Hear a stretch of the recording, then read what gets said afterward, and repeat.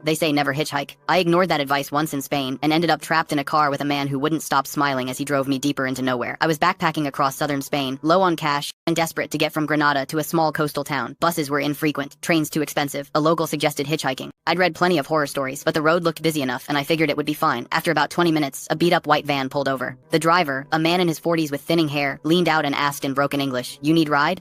I hesitated, but he smiled warmly, so I climbed in. At first, the ride felt normal. He asked my name, where I was from, where I was going, but soon, I noticed he never broke eye contact. Even while driving, he kept glancing at me, smiling wider and wider. His teeth were yellow, his eyes unblinking, my stomach tightened. About 30 minutes in, I realized we weren't on the coastal road anymore. Instead, we were heading inland towards dry fields and empty hills. I asked, "This is the way, right?" He just nodded, still smiling. I pulled out my phone to check GPS, but of course, no signal. When I asked him to stop, he didn't. He just chuckled softly, like I'd said something funny.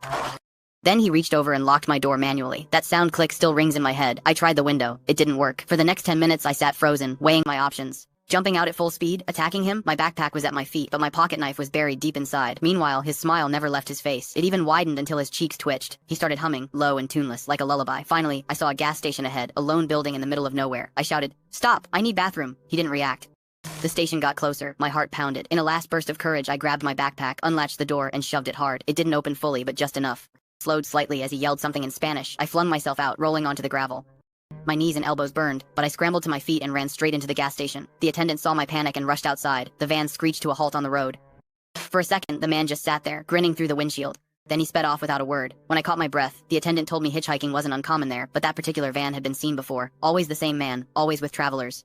No one knew his name, and no one had ever reported him officially. Even now, I can't forget his smile. It wasn't angry, it wasn't threatening.